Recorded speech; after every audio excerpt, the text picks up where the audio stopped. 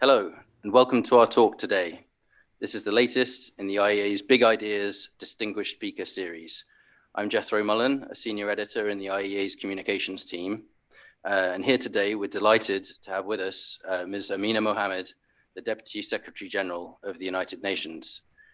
Before I hand over to our Executive Director, Dr. Fatih Birol, I'd like to let all of you watching know that we welcome your questions. You can share those with us by sending an email to bigideas@iea.org. That's bigideas@iea.org. So please do share your questions during the talk for Ms. Mohammed, the Deputy Secretary General. And with that, the floor is yours, Dr. Birol. Thank you very much, Mr. Mullen.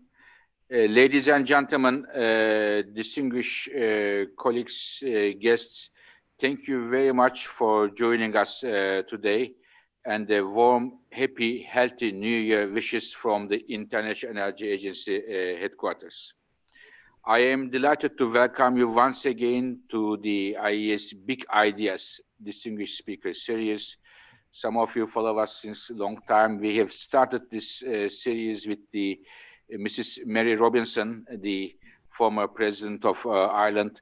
We have hosted many ministers, government leaders, business leaders in the last few months and years. And we learned a lot from them, and their perspectives were definitely inspiring for our work at the IEA, and I hope for all of you. Today, we are honored to welcome Mrs. Amina Mohammed, the Deputy Secretary General of the United Nations and Chair of the United Nations Sustainable Development Group. Throughout 2020, last year, we were very happy, very honored to welcome Madam Deputy Secretary General in several IEA summits, meetings at ministerial and government leaders level. Thank you very much, Madam Secretary General, for your great contributions for those meetings.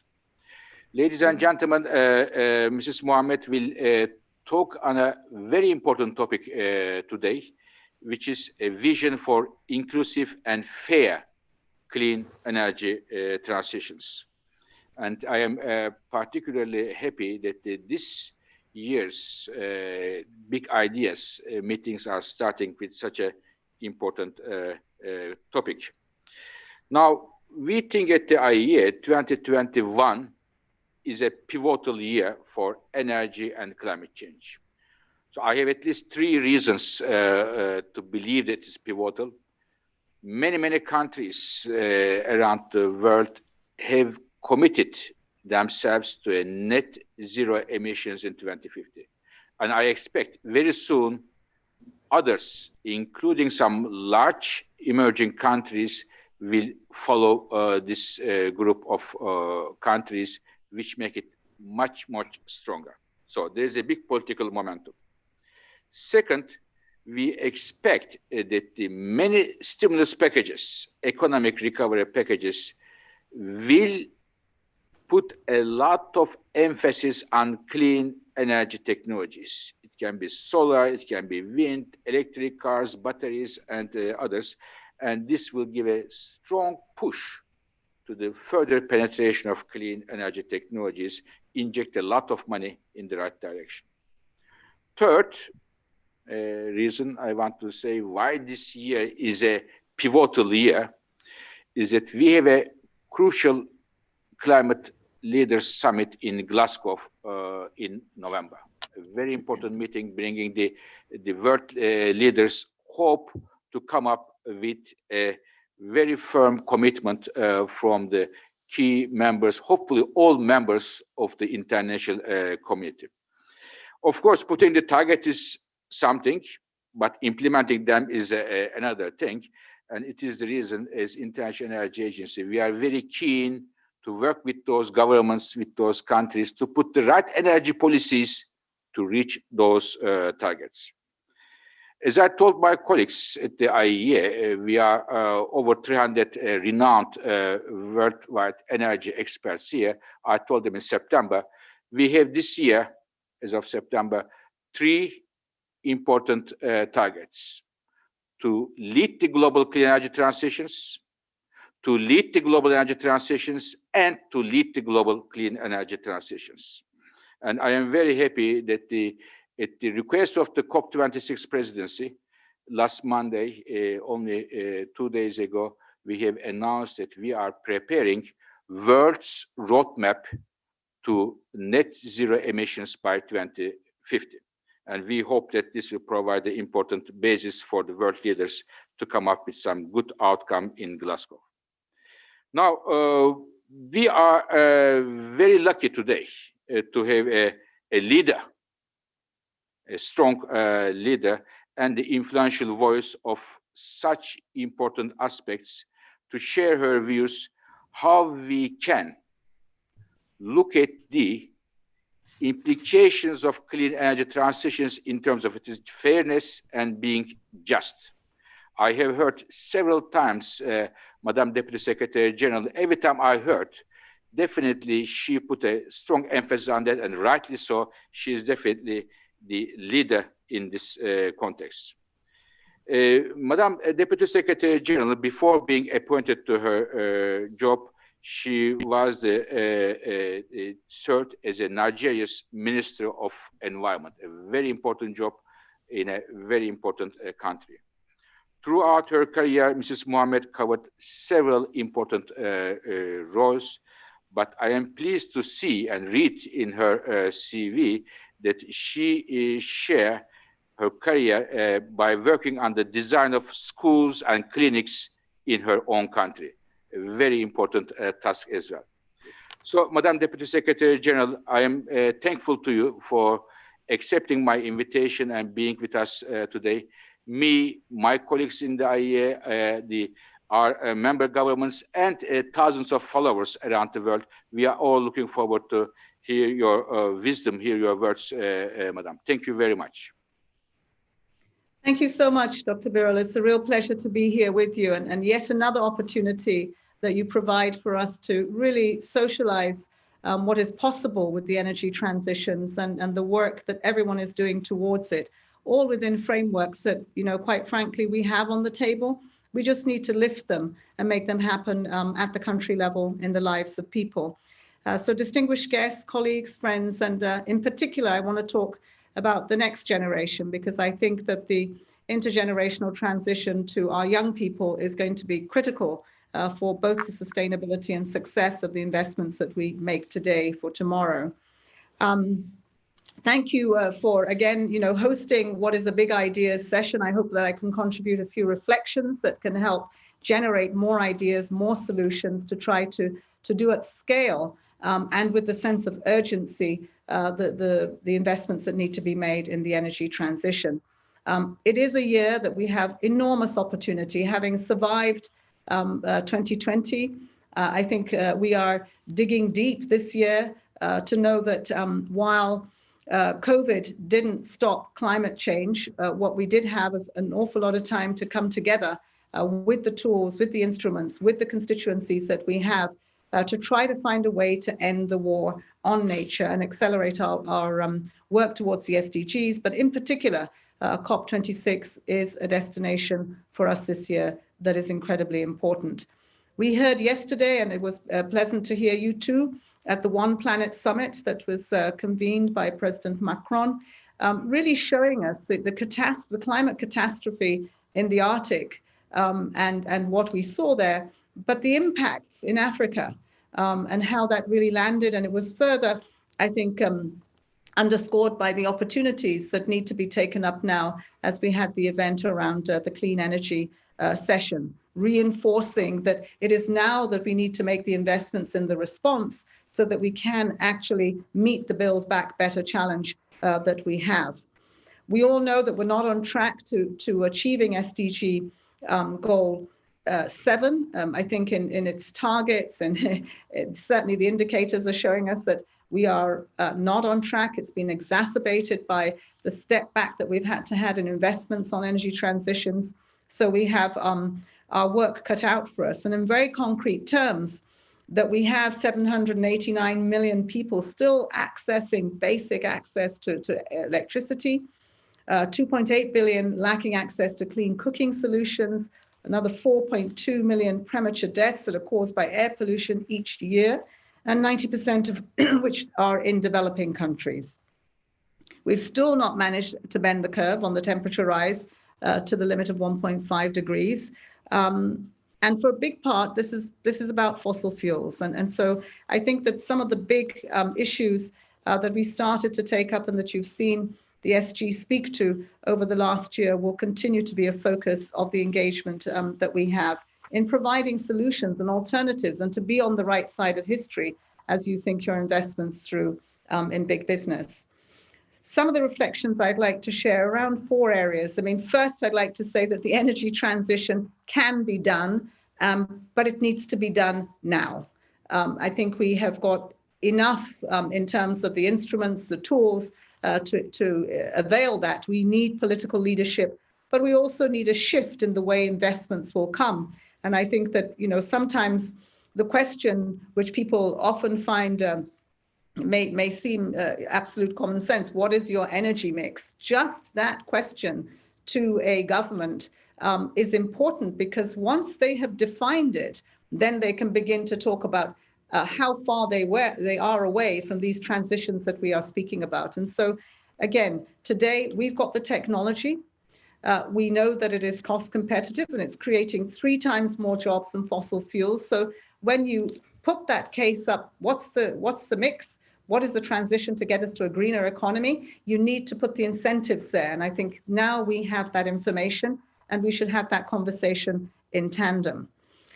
I think the first reflection I had was really how inclusive this transition must be. And we really mustn't underestimate the role of young people, the skills that they need, and the engagement that they must have, not just about their voice and their place at the table, but really how are they contributing to the executive positions and implementation that we have at all levels of government. I think it's important here to make sure that we do see that. I think this reinforces our gender gap that we've seen, and not to see women separately from young people. They are one and the same, but we need both at the table, and that really begins to see the intergenerational transition. It is about jobs. It's about a future that is green, and that transition will only be lifted by their energy and their aspirations for a much more peaceful and prosperous world. So right up front, we need to be seeing how that happens.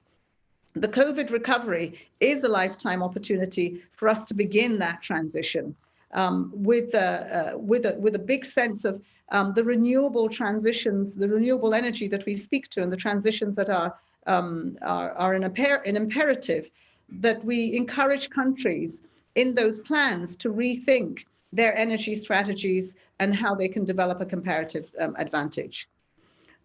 Bringing us to the responses, it's now the time to pick up the stimulus packages. What is happening in those stimulus packages? We know that there are huge fiscal gaps and that we're negotiating different ways and means of bringing resources, freeing up space, whether it is within the debt architecture or it is about leveraging other resources to come in to Africa, to other developing countries.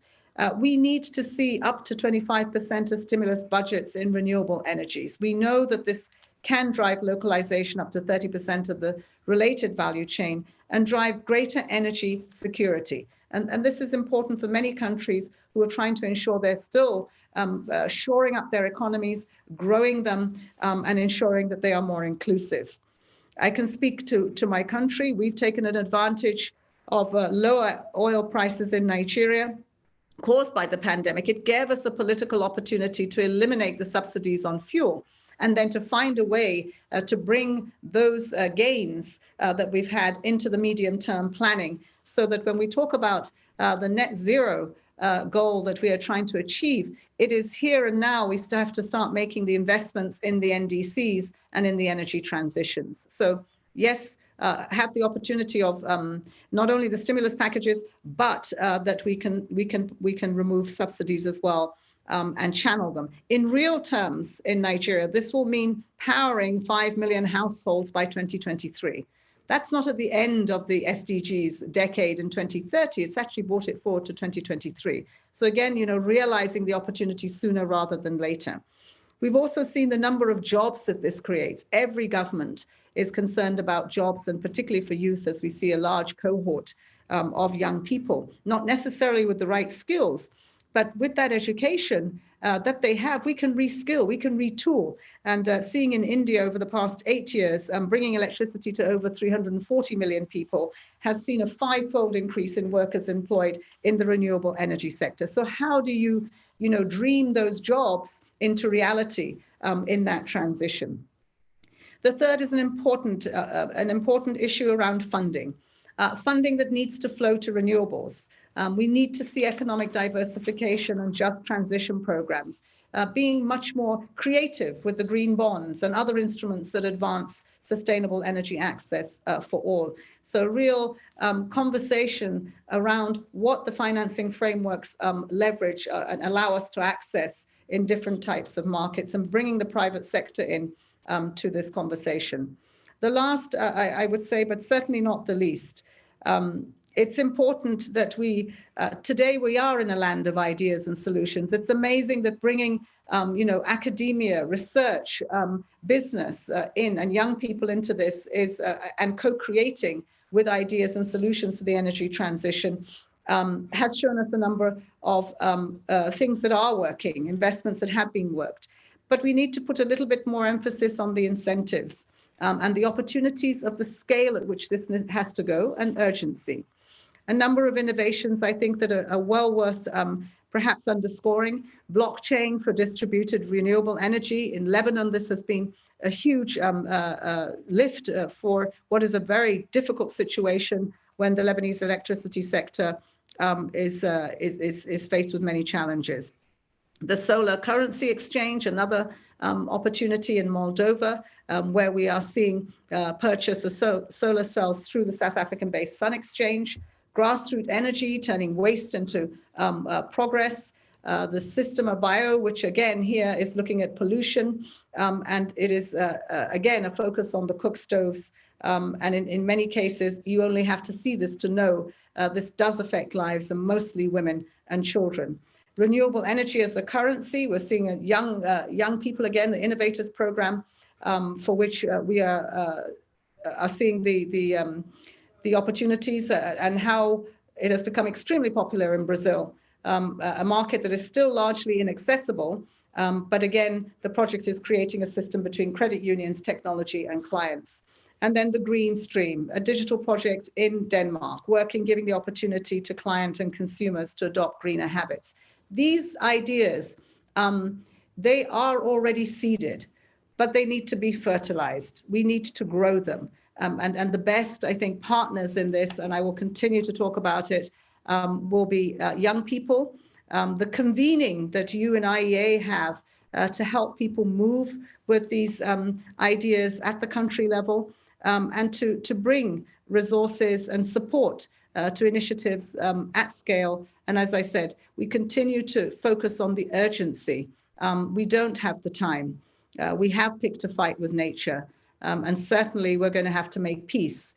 And I think the energy transition's certainly one olive branch that we can put across the aisle. Thank you. Thank you very much, Madam Deputy Secretary General.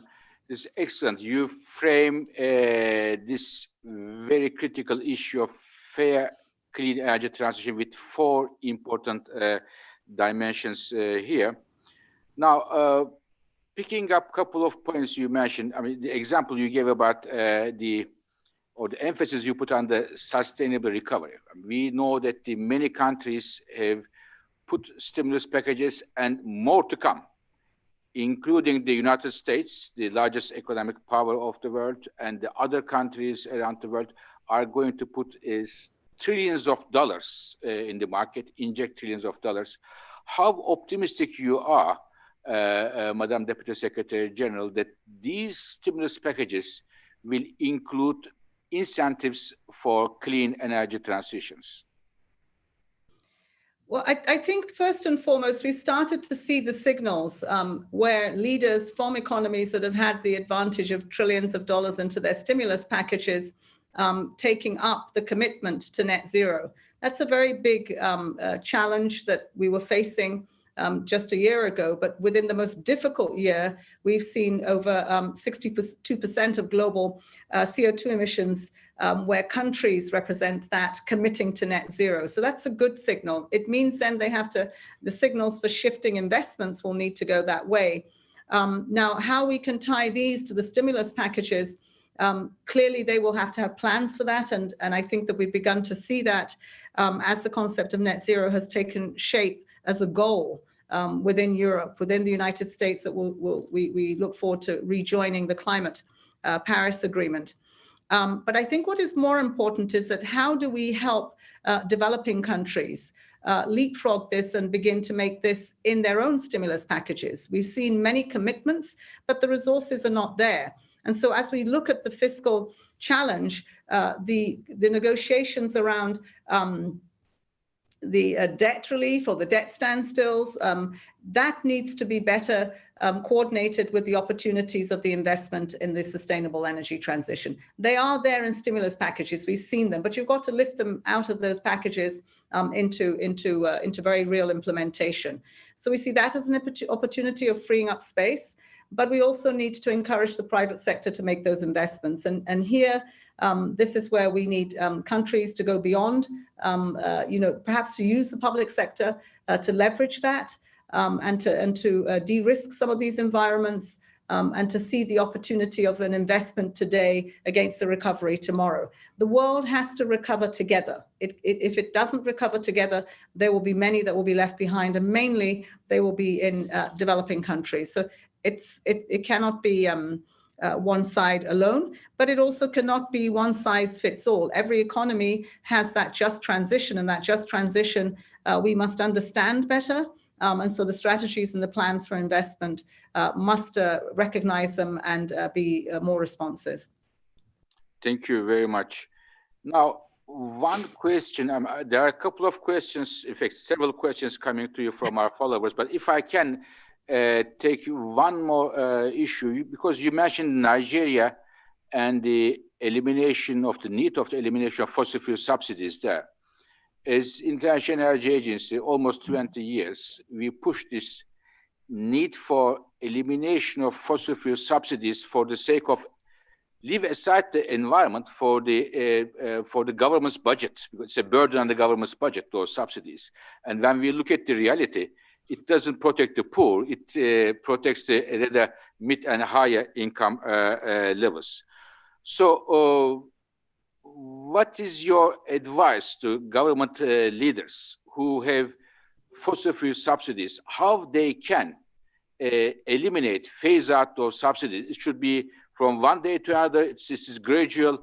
What is your advice to the political leaders, government leaders here? It's a very difficult decision because every country is different and you have different political exigencies. And so therefore the leadership will be best know when to land this. All I can say is that COVID offered an opportunity where we needed the fiscal space. And what was important is that when you remove the subsidies, you really have to in people's lives. That requires both a short-term and a longer-term investment plan. Some things can happen overnight. You need to find the low-hanging fruit that will give people jobs that they feel it. Don't imagine that the population thinks if you remove a subsidy, they're going to gain. It's been the biggest challenge for many governments that the removal of a subsidy will make a difference to your life, because immediately the cost of transportation goes up. Immediately, the cost of goods in the market goes up. So actually, people feel that something has not happened, that it's been taken away from them, and life has been made more difficult. And the only thing, particularly for fossil fuel producing countries, that this has been a loss. So you have to get into, you have to have a proper socialization and narrative and facts to people. And then you have to show them the benefits of removing that subsidy. Today, I think, as you said, you've talked about it for a long time and we've advocated it for a long time. That energy transition is probably a low-hanging fruit for many countries in Africa, for instance, because, powering up communities with solar energy is something that can be done and create jobs as well. And I think, it's to get that balance right, that as you embark upon it, it is a political decision. People have to feel the benefits almost immediately, and that can be done. But, the benefits of it over the longer term are more difficult to sell, but we must also recognize that that's the reality as well. Making sure these programs really fit, if you are finding that your clinics are now being electrified with solar power, and so that our women and our children are benefiting from it, and as it is happening, jobs are being created. That where you have a lockdown and children are out of education, that it can, through connectivity, be brought into their homes. So very real, tangible returns of when a subsidy comes off, that they can see that in their lives. Thank you very much. Now, one question about Africa. Again, we are a number organization. We look at the numbers, and years we have monitored how many people have no access to electricity in Sub-Saharan Africa. And until year 2020, year and year, we have seen a decline here, which is very good. More and more people had access to electricity in Africa. But 2020, as a result of COVID and the recession since decades in Africa, we have seen for the first time in the last 10 years, there is an increase in the number of people who have no access to electricity. In this context, being a leader of the United Nations, do you think that there is a role for the international community to support the African countries in this economic context, to support them economically, but in particular in terms of access to electricity? I think the opportunities now have never been better, because I think there is an understanding that the context in which Africa finds itself is often one of conflict, and there's an African Union commitment to try to silence the guns. But if you look at the root causes of that, it is economic exclusion. There's a lack of economic growth. People feel hopeless. They've lost their dignity. And so it's very easy for them to be drawn into these arenas of instability and conflict. We're seeing it more with farmer-herder conflicts. We're seeing it, conflicts within countries and across borders. So I think that today the partnership needs to take that into context, and we need to look for these islands of stability within our continent, and to try to expand them by investing in, first and foremost, power which can generate economies at the local level, so that we are reintegrating those that are in the throes of making peace, that we can sustain it. If we look at the transition, for instance, in Mali today, a lot of the questions that will be asked going forward is how to bring in everyone into that transition, women, young people. And so they'll have to have a notion of how to connect the country to the economy. The energy transition will be a big part of that. And you're finding that there are lots of partners coming in who would like to be part of it. The African Continental Free Trade area that was launched at the beginning of the year also opens up a space now where people are looking within country and cross-border at how to make this happen. The Great Green Wall, you saw just over $14 billion being committed to the Great Green Wall in Africa.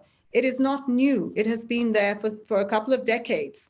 But I think the change now is that people don't just see it as an environmental imperative, but they see it as an economic corridor, one that takes you across from the west to the east, and that in each country you can see the value chain of an economic investment there, and starting that, of course, powering it, as the African Development Bank has long said, powering up Africa will mean the transitions to renewables and ensuring that it is linked to jobs and economy.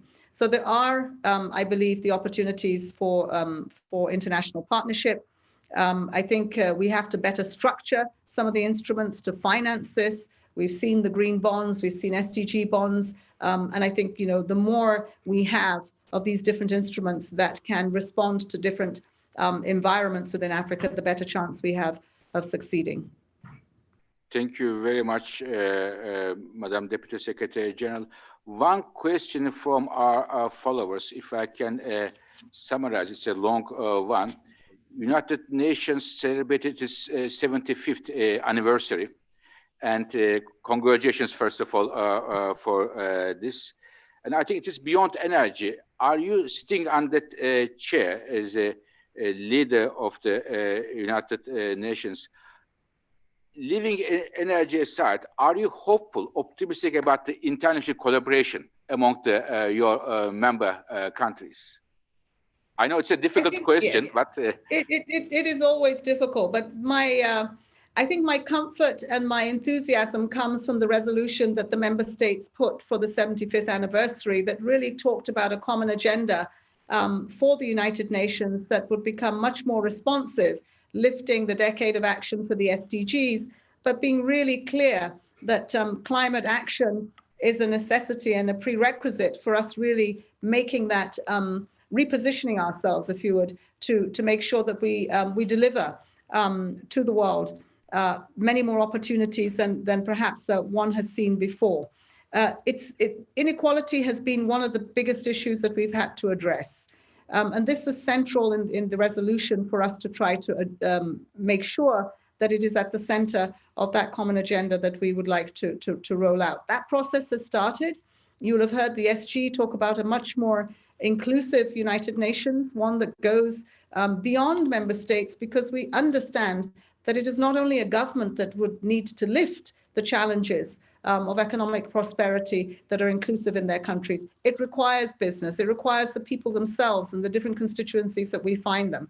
So I'm very enthusiastic by the intentions of the member states. It is always difficult, as we found now. We hope that we will see more leadership coming in to ensure that on the one hand, we are focused on the solutions to make peace in the countries where we have conflict, because without that, there cannot be sustainable development. No matter what you do with connecting people with power, if there is conflict, and the conflicts of the types that we are seeing today are far more complex, then we will not succeed with that transition, whether it's energy or sustaining peace.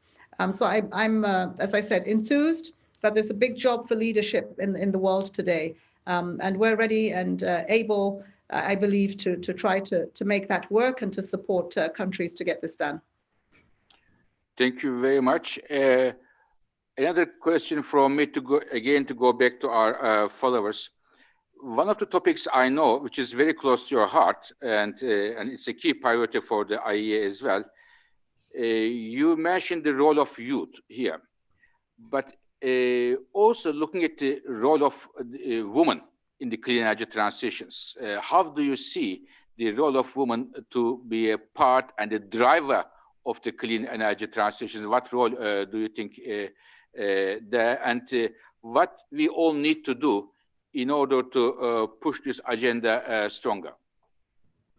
Well, first, I think that, when you think about including women in everything, think about what you do not have in terms of furthering the agenda and what women bring to the table. This is not an act of charity. This is about 50% of our populations not being there and bringing added value to that in all positions of leadership, be they at the very top where the policy making is happening, or in the executive arm where you are actually implementing, or at the local communities where they are the beneficiaries and therefore the implementers of what will bring societies together, cohesion, and the ability to grow more inclusive economies from the grassroots up. So we have a position to play, whichever constituency and whatever level you speak to. And I think that, first they have to be given the education and the skills. It's no use saying you're going to bring women to the table, but you're not going to give them the basic rights that they should have to be fully equipped to come to the table. But once they are and they're at the table, they're as good as their partners, male leaders and other, implementers of the agendas that we have. We're seeing more and more leadership of women in executive capacities. And I think that what they do bring to the table is a focus, a clarity of following that objective all the way through, but an inclusiveness, much broader base. They broaden the base and are much more inclusive in trying to get to that clear objective. So please see without women, we will not achieve the energy transition. And without women, we'll certainly not achieve the SDGs. And in particular, I would say young women and young men. We need to not make the mistake of our era. Young women and men need to work together as partners. And we have a deficit right now in that young people are not there, and certainly women are not there in the manner in which we would like to see them. But I look forward to seeing many more opportunities. And, let's start from ourselves. It's great that you have me speaking with you on this idea. So thank you, Dr. Fatih. It really is an honor. But our panels, our tables, our mediators, everything that we need to look at the table and ask where the women are, where the young people are. A concerted effort must be made. It will not happen by ticking a box. And to find the right profiles, the right skill sets. And if there are deficits, then to go find what it is we need to do to invest in those skill sets to ensure that we have the capacities to be at the table. Thank you very much. And I cannot agree with you more, Madam Deputy Secretary General. And as you said, we should first look at ourselves. And at the IEA, we put a lot of emphasis on the gender issue. Energy is a very much male-dominated sector. Unfortunately, the pool is dominated by men. But in the IEA, we made a lot of progress here, our senior management. And as of today, 50% of the IEA staff members are women, 50% men, which makes me very happy. But we still have a lot of improvement to make. Now, a question from one of our followers again to you, Madam Deputy Secretary General. What lessons from the emergency response to COVID teaches us about the response government could bring to climate change? Well, I mean, many of the contexts that we find ourselves in is exacerbated by climate change. And so therefore, in many of those contexts, I think what COVID has shown us is that in the response, we need to be much more integrated in recognizing that. We have seen that in many cases, the prevention, the disaster risk programs that we should have had and strategies that we should have not been there. So lessons learned, how to be more prepared because pandemics will come. But I think that what we have learned is the integral nature of the response, not to silo the investments and to see that, when you talk about the energy transitions, you're dealing with a reduction in emissions, and at the same time, you're making a much more sustainable environment. And at the same time, you are bringing more value to the community in the value chain for agriculture, for instance, for which we know climate action has taken up a great part of what needs to happen in food security. So whatever place we're looking at, whether it is water, it is agriculture and food security, it's education or health, all of this, I think, is a big part of the integrated response that we need to see. Our socioeconomic response plans that the UN has supported countries to prepare for the investments that we hope to see coming in for stimulus packages should begin to show the green transition. And that green transition is a response to climate change. And as I said, country by country, region by region, to help that be much more tailor-made to the just transition. Thank you very much for that excellent remarks as well. I have we have only about 4 minutes, and I have 2 questions. One is a bit a complex question, political. The other one is the easy one at the end. The complex question is, you deal with leaders around the world in your daily work. And as we all know, in November, Glasgow world leaders will come together. And this will be a very important meeting.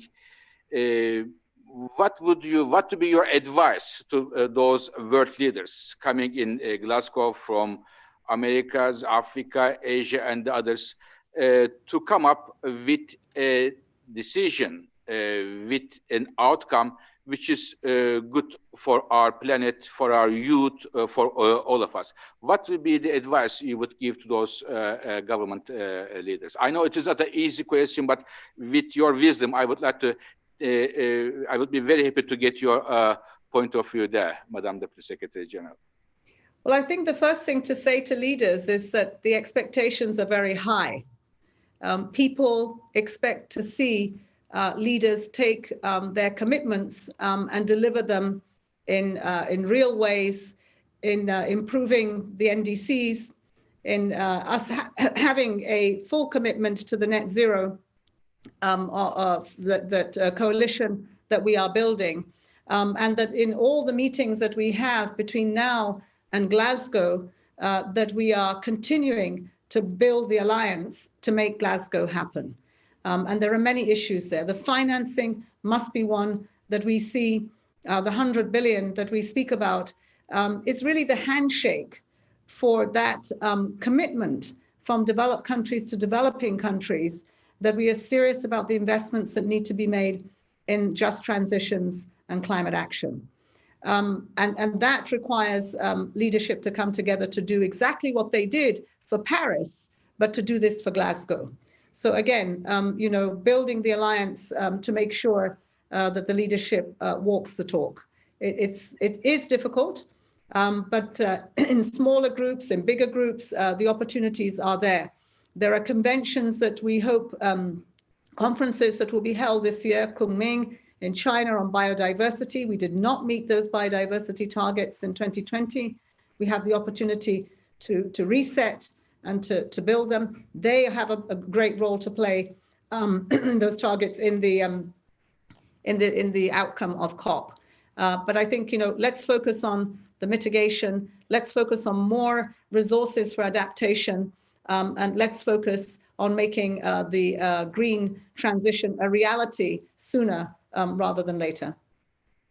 Thank you very much. This is such a wonderful and encouraging statement. I hope that the world leaders will listen to you and Mr. Secretary General on the way to Glasgow. My last question is a bit of a, if I may, Madam Deputy Secretary General, a bit of a selfish question. What is ahead of the IEA? What piece of advice would you like to leave with me? I am now heading an organization with more than 300 top renowned energy experts of the world.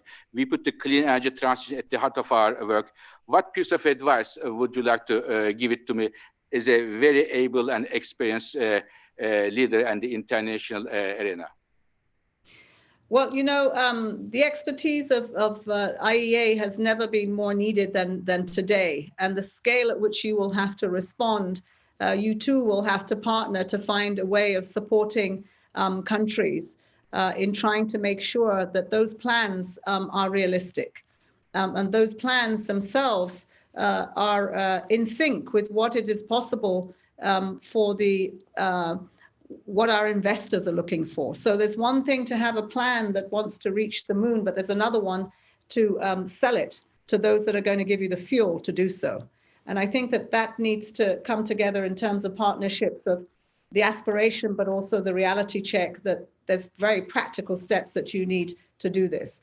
You would also need, I think, to convene in countries that space, and please use the wealth of the UN country teams in over 130 countries, convene in a space where we build those capacities and we socialize what those steps are towards a regulatory environment, the policies that need to be in place, the involvement of parliaments and key stakeholders, so that you don't live within your own island of expertise. If you want your expertise to land, it means that we need to come out there and we need to engage and to empower people, particularly the decision makers, in how to do this. Try to simplify it for them. It is very complex.